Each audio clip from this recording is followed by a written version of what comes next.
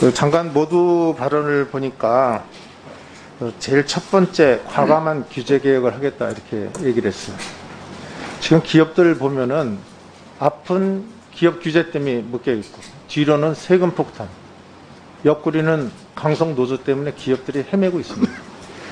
지금 제일 먼저 과감한 규제 개혁으로 우리 산업 전략을 추진하겠다 이렇게 했는데 저는 이건 아주 이게 뭐 이 규제 개혁의 문제는 어제 오늘의 문제가 아닌데 정말로 이건 뭔가 제대로 이루어져야 됩니다. 이번 정권에서.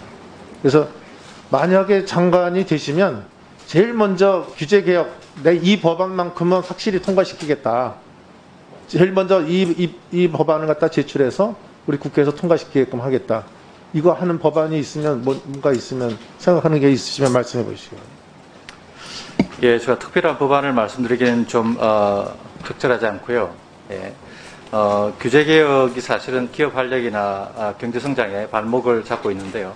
사실 산업부 이외에 규제가 있지 산업부 내는 잘 규제가 없습니다. 그래서 산업부는 규제의 가장 큰 피해 부서이면서도 규제에 관한 실질적인 권한이 없는 그런 부서가 되어 있습니다. 그래서 그러니까 산업부에서 그건 뭐 제가 몰라서 물어보는 게 아니고 산업부 장관으로서 경제장관 회의할 때든지 이런 거 주장을 해서 그것을 이런 규제 이거 빨리 풀어야 된다 하고 산업계를 대변하는 역할을 하는 게 장관 역할 아닙니까? 맞습니다. 그래서 그런 것을 할 때 지금 아직 그 법안에 대해서 구체적으로 얘기를 안 하시는 거는 그 법안, 이 법을 고쳐야지 이게 바뀌어지는 겁니다.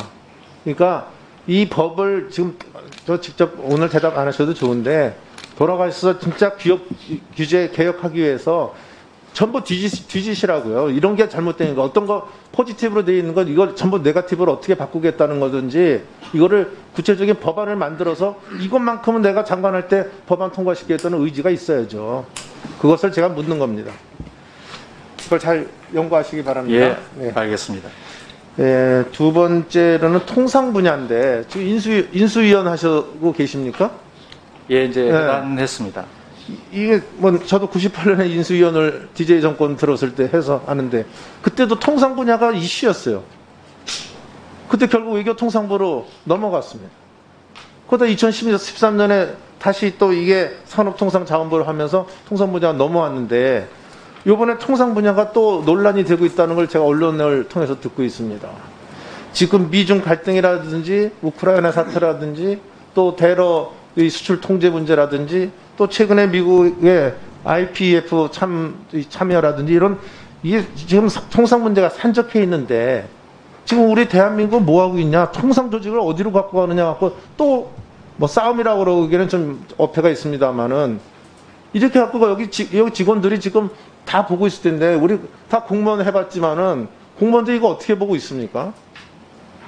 이거 어느 조직으로 갈지 모르니까 아마 거의 반은 뭐 반이라고 하면 좀 이상하지만 거의 손을 놓고 있을 겁니다. 지금 이렇게 중요한 지금 통상 문제들이 산적해 있는데 또 통상 문제 갖고 이거를 외교부에서 가져간다.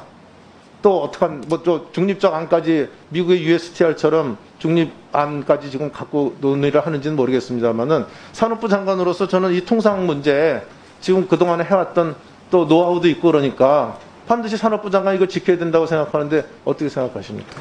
예, 저도 위원님 말씀에 적극적으로 동감하고요.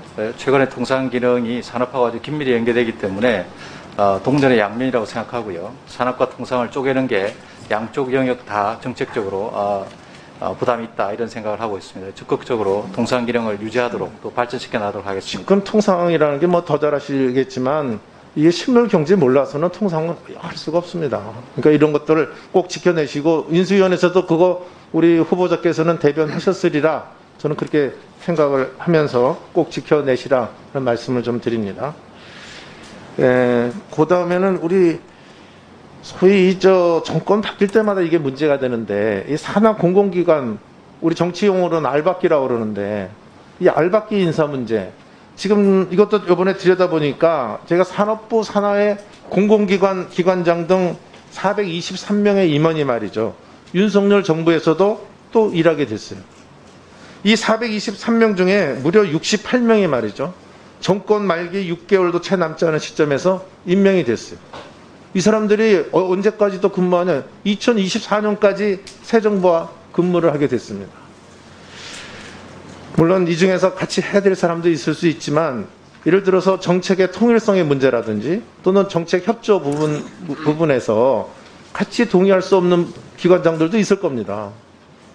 예를 들어서 탈원전에 앞장섰던 기관장이나 임원들이 지금 만약 탈원전 정책을 갖다가 지금 변경을 시킨다고 하는 에너지 정책을 쓴다고 그러면 같이 기관장을 한다고 하고 임원을 한다는 게 적합하지 않다고 저는 봅니다. 그래서 이런 것들이 사실은 우리 정치권에서도 논의가 돼야 될 문제라고 생각합니다만은 이런 제도 개선 이거 해야 된다고 저는 보고 있는데 우리 후보자 생각은 어떠십니까? 예, 산하기관 인사에 대해서 그 산업부에서 직접적으로 관여하기는 사실은 어렵습니다. 그래서 이번 정부 일하는 인사에 대해서 제가 평하는 것은 좀 적절하지 않고요. 앞으로 제 생각엔 지금 위원님 말씀하신 것처럼 그런 문제가 있을 경우에는 좀 검토를 해서 대응할 수 있는 방안이 어떤 게 있는 건지 한번 고려해 보겠습니다. 이것도 요담 상임위원회 하실 때 산자부에서 생각하는 제도 개선 방안, 물론 이거 정치권에서 논의해야 될 사항입니다만은 산자부에서도 이런 거를 실제로 장관해 보시면 굉장한 불편한 관계에 공기업 사장하고 마주 앉게 됩니다. 일 제대로 안 됩니다. 실제로 해보시면. 그러니까 이거를 제도 개선 차원에서 한번 그것도 숙제를 밑에다 주시고 한번 보고를 좀 해주시기 바랍니다. 제가 앞서 한 가지만 더 묻겠습니다. 이 원전 생태계 문제, 이거 복원한다고 보고를 하셨는데, 지금 문재인 정권에서 가장 못한 거, 아마 꼽으라면 아마 부동산 정책이 1등으로 나올 겁니다. 두 번째가 저는 탈원전 정책이라고, 이거 제가 산자부에 이 위원회에 있으면서 숱하게 싸웠던 사업입니다. 백운규 장관하고. 결론적으로 말해서, 이 생태계 보호 문제, 지금 한전을 갖다 20조 지금 적자 기업으로 만들고 있지 않습니까? 그래서 이거 하여튼 지금 생태계가 다 무너졌어요. 신규 채용 문제, 또 업계의 생태계 밑으로 내려오는 여러 가지 중소기업의 문제, 제가 다 거론하지 않겠습니다만은 이거 어떻게 복원하실지 한번 청사진 있으면 한번 얘기해 보시죠. 예, 탈원전 정책으로 인해서 원전 생태계가 많이 약화됐다는 건 제가 충분히 알고 있고요. 단기적으로 할 수 있는 것들은 이제 신한울 3사가 재개되면서 일감을 좀 조기에 확보해서 그 원전 생태계에서 가동이 좀 높아지도록 해야 될 것 같고요. 그 다음에 원전의 수출 산업화해서 수출 산업에 많이 참여할 수 있도록 그렇게 하는 방법이 하나 있을 것 같고요. 세 번째는 좀 중장기적입니다만은 SMR 등 새로운 원전 기술 개발에 정부가 적극 지원해서 일자리나 산업이 창출되도록 하는 노력을 병행해 가야 된다고 생각합니다.